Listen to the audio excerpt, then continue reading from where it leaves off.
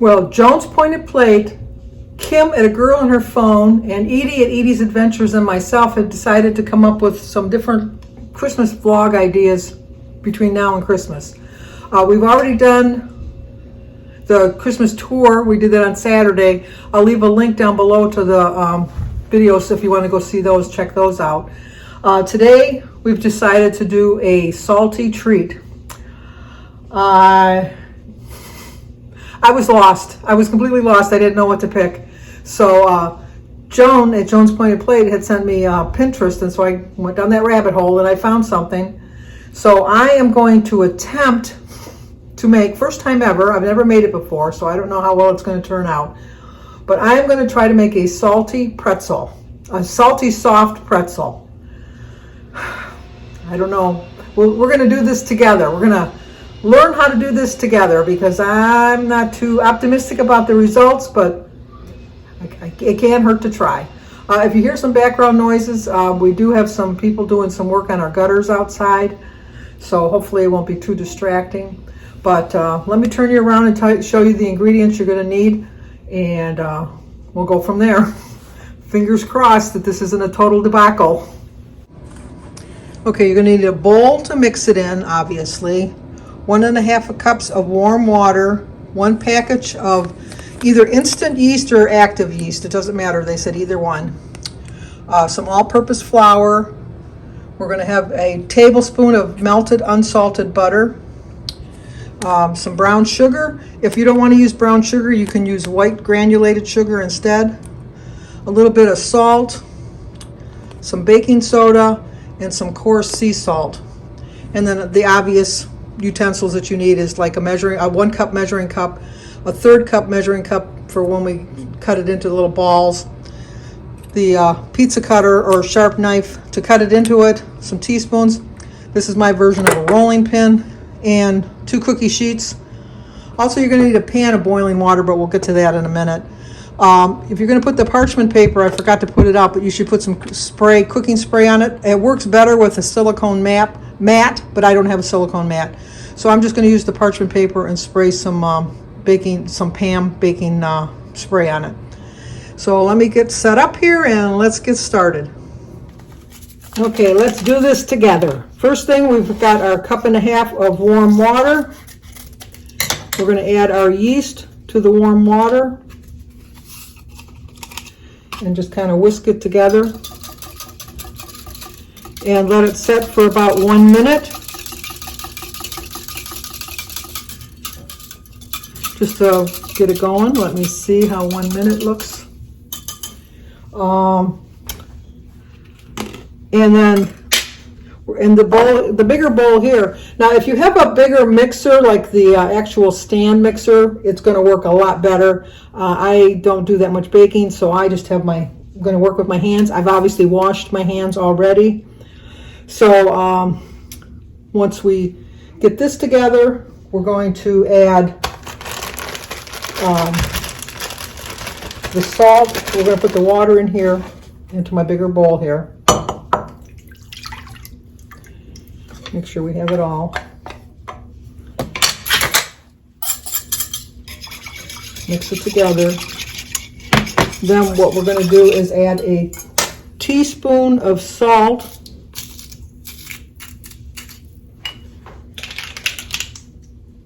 It's only a half.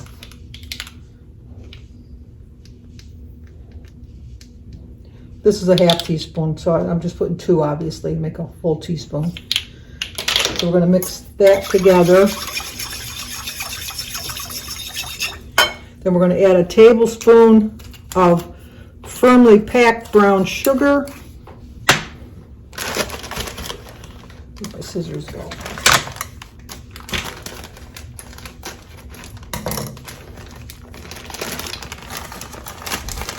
Once again, I am not a professional here, so let's see how this goes.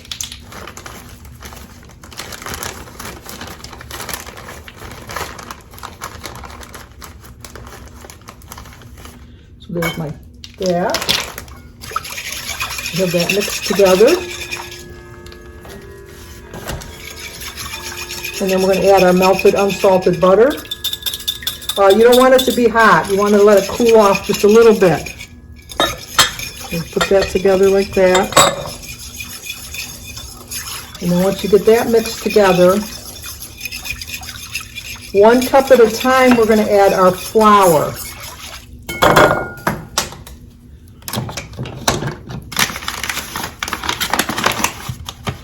So here's the first cup. Like I said, if you had like a regular mixer that you could knead it together, it would work better, obviously. But we're going to try it this way. See how it works. Just till it's, I'm going to try it with this. It said to use a wooden spoon, but it's mixing a little bit better with this. And then we're going to end up adding 3 cups. Put another cup in.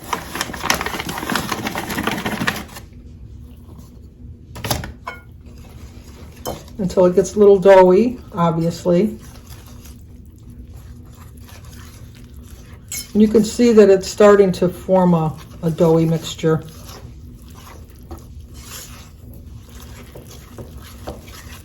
Make sure you get all the flour in.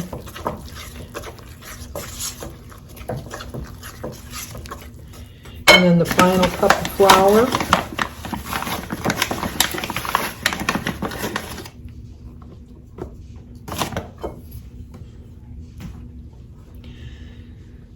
And starting to get like a doughy consistency, as you can see.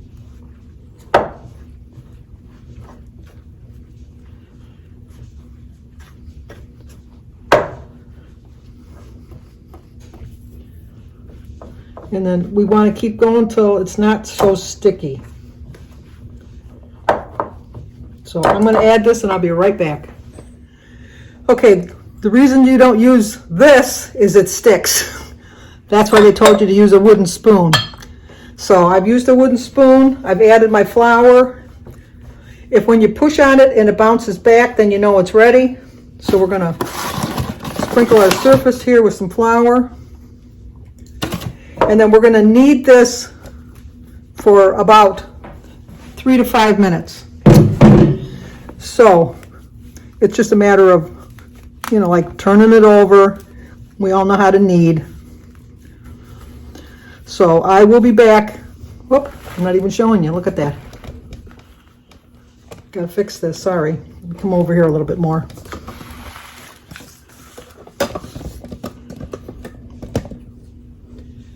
There you go.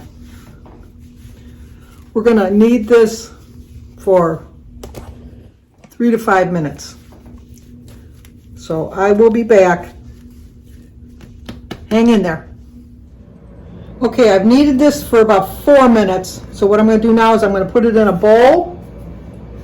And we're just going to cover it and let it set for 10 minutes. In the meantime, I'm going to put on my water and baking soda. A half a cup of baking soda and 9 cups of water to start to bring to a boil while I'm waiting for this to set for 10 minutes. So I will be back. Okay, it's been 10 minutes. So we're going to take our dough out. And then we're going to cut it into like little sections. And make it like about 1/3 of a cup in size. Like that. Until we get them all rolled out. So while I'm doing that, you can think of something else to do. So I'll be back once I get them all rolled out. Okay, now comes the tricky part. We're going to roll these out into a thin little ball. Take your roller. And you want to roll it as thin as you can get for as long as you can get.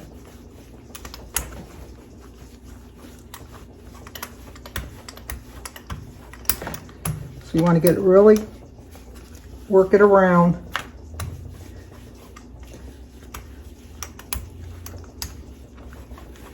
Make it as thin as you can get it.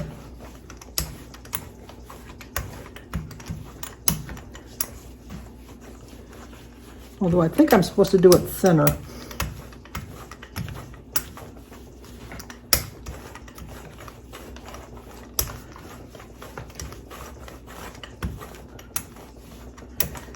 supposed to be like a thinner little ball, like thin like that.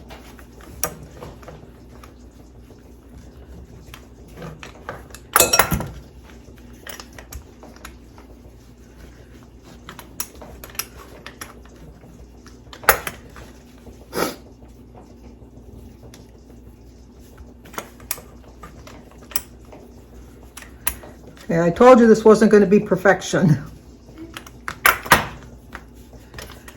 But I know you're supposed to get it thin and long. I don't know if I got it right. I think it's supposed to be longer.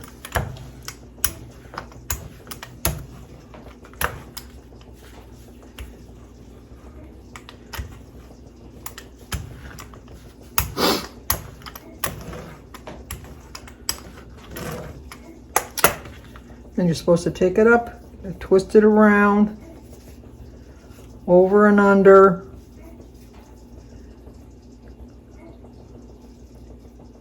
and then put it like that. Not very pretty. I'm going to work on it a little bit. Oh, you can't even see what I'm doing. Sorry. Right here. That didn't come out right. Let me put it where you can see what I'm doing. It's supposed to be very thin, which I don't think I'm doing very well at getting it very thin. But we'll try it again. Then you're supposed to bring it to the top, tuck this side under, and then fold it so it looks like a pretzel. I'm going to work on it so it looks a little bit better, so I will be back once I perfect this. Okay, figured out what I was doing wrong.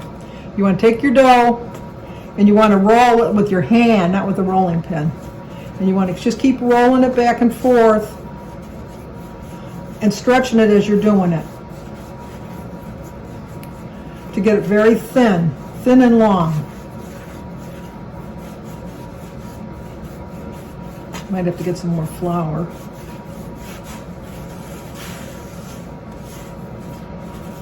But anyway, you're going to keep rolling it till it gets very, very thin.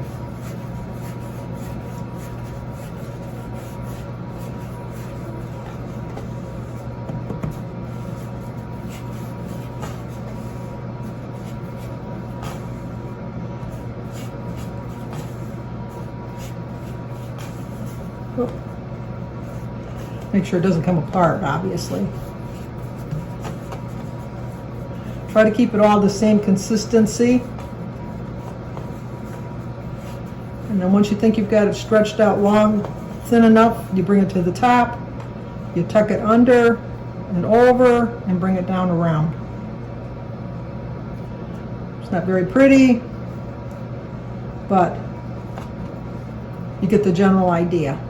So I'm going to do all 12 of these and then I'll be back. Okay, our water's at a full boil. And what we're going to do is we're going to try, put these in for 30 seconds.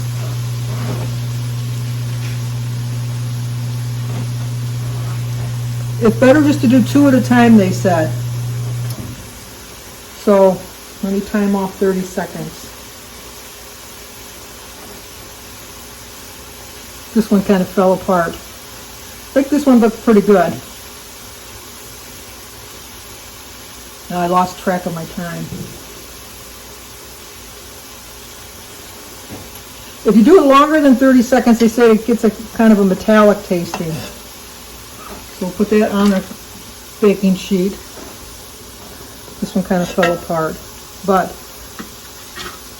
I'm going to boil all 6 of them and then I'll come back and show you what to do before I put them in the oven.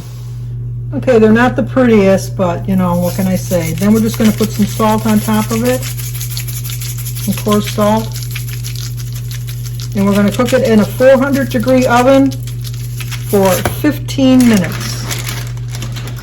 I did spray the parchment paper with some Baker's Joy. So let's set the timer and let's go do the other 6 pretzels. And the finished product. Jim's had 2 of them already, so he said they're very good. They're 5 points each.